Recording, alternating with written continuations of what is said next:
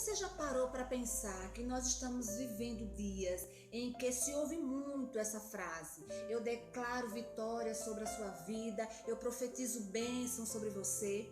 Será que isso realmente funciona assim, indiscriminadamente?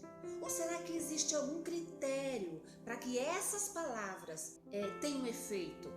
O que a Bíblia diz sobre isso? Vamos ver? Fique comigo.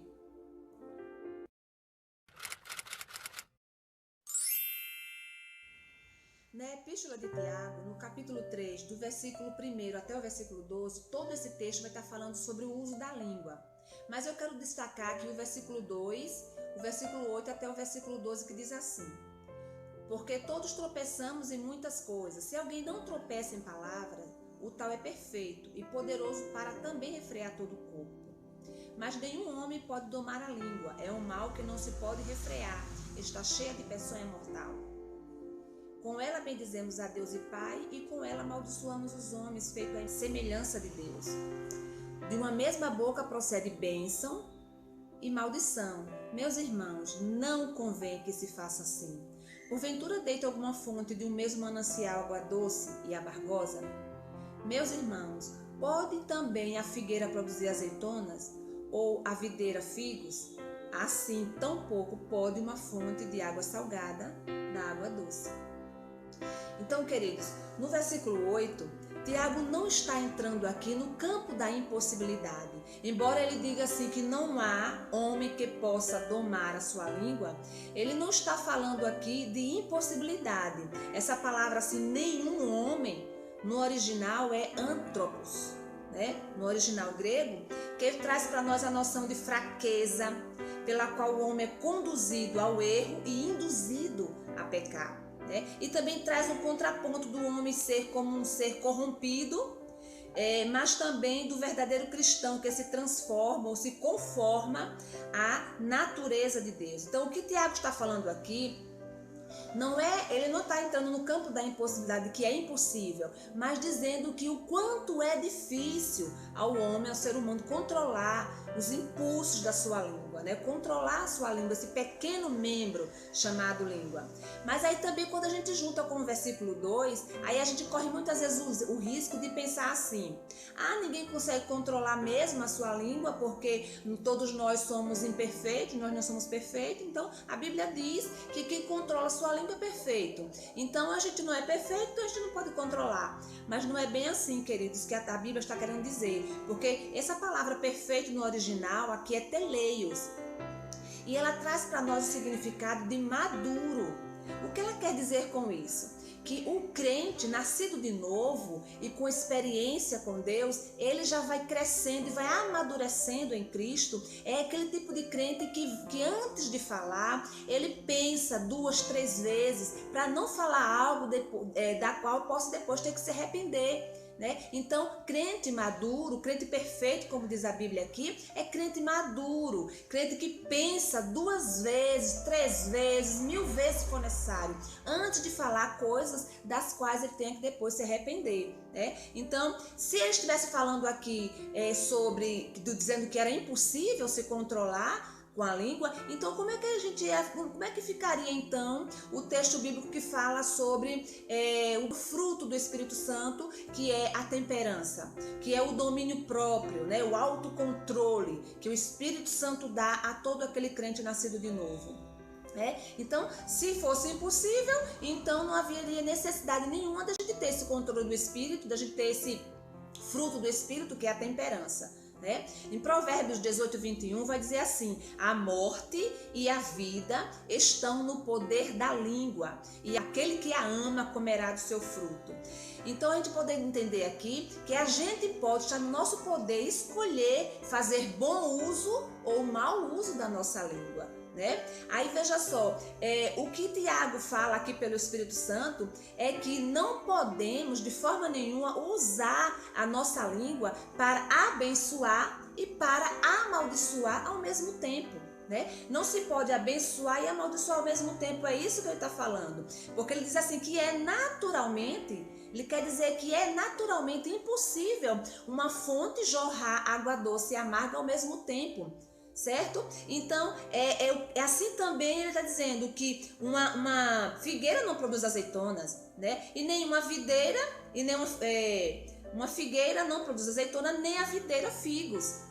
Assim também nós não podemos abençoar uns e depois amaldiçoar outros, né? Abençoar com palavras de vida, né? De bênção na vida de umas pessoas e em outras pessoas amaldiçoar, né? Então veja só, nós não podemos abençoar pessoas ao passo que também amaldiçoamos outras. Por que não podemos? O texto diz não pode, né? O texto é claro quando diz não pode. Né? Então o que o Tiago está querendo dizer? Que nós não podemos abençoar uns e amaldiçoar ao mesmo tempo. Por quê? Porque essas palavras elas não surtiram efeito, né? Elas não surtiram efeito abençoador. É mais fácil ela surtir efeito destruidor. Isso é tão importante, queridos, porque se a gente for olhar as escrituras, a gente vai ver que Deus, o nosso Deus, ele é exclusivo, ele requer de nós exclusividade. Em Deuteronômio, capítulo 6, versículo 4 e 5, o Senhor diz assim: ouve, pois, ó Israel, o Senhor nosso Deus é o único Senhor.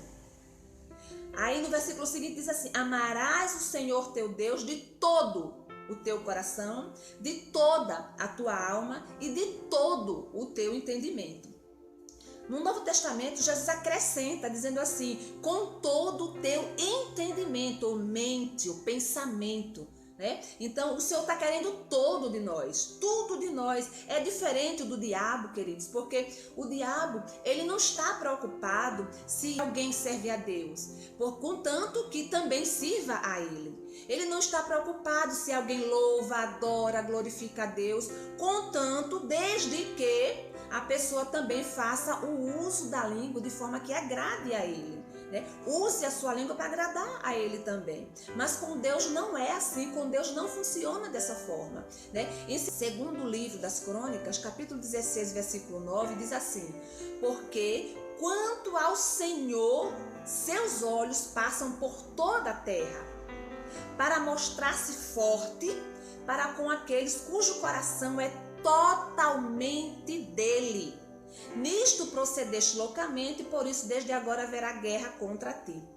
Sabe, queridos, esse texto é tão forte, porque muitas vezes a gente quer achar que a gente pode andar com uma vida desordenada, falando o que quer e depois poder usar a boca para abençoar, achando que isso vai funcionar. Com Deus essas coisas não funcionam, porque o Senhor quer que nosso coração, a nossa vida seja inteiramente dele, né? Sem reservas. Aí a Bíblia diz que o Senhor vai se mostrar forte na vida daquele cujo coração é totalmente dele e não parcialmente dele, entendeu? Não adianta a gente dizer que é crente, mas dizer que o nosso braço não é crente. Não adianta a gente dizer que é crente e a nossa língua também não for crente, entendeu? Porque Deus não tem compromisso com pessoas que agem dessa forma. E essas palavras que usarão como chavões, elas não irão funcionar, né? Aí você vê muitas vezes as pessoas dizer: eu abençoo o seu filho, eu abençoo ou até a própria vida, né? Eu abençoo meu filho, eu abençoo meu marido, eu abençoo a tua casa, a tua vida, né? E em outro momento, essas pessoas usam a mesma língua para falar mal, ferir e magoar as pessoas, né?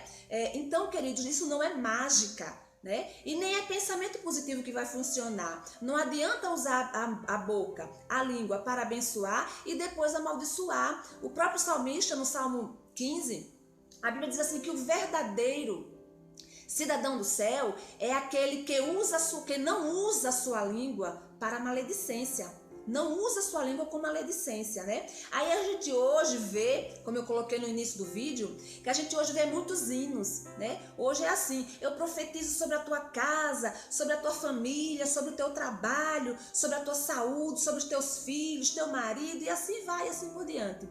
Mas no cotidiano dessas pessoas que falam isso, que profetizam isso, usam de maledicência, usam de engano, faz com que a sua língua seja uma fonte de água doce e amarga ao mesmo tempo, né? Porque Deus não tem compromisso com tais. né? A Bíblia diz lá em Romanos 12:14, diz assim: abençoai aos que vos perseguem, abençoai e não amaldiçoeis. Então, queridos, se você quer que Deus honre as palavras que saírem da sua boca, que Ele valide essas palavras, entregue-se totalmente a Ele sem reserva, né? De forma que até a sua língua seja entregue ao Senhor, porque o Senhor se mostra forte em todos aqueles cujo coração é totalmente dele.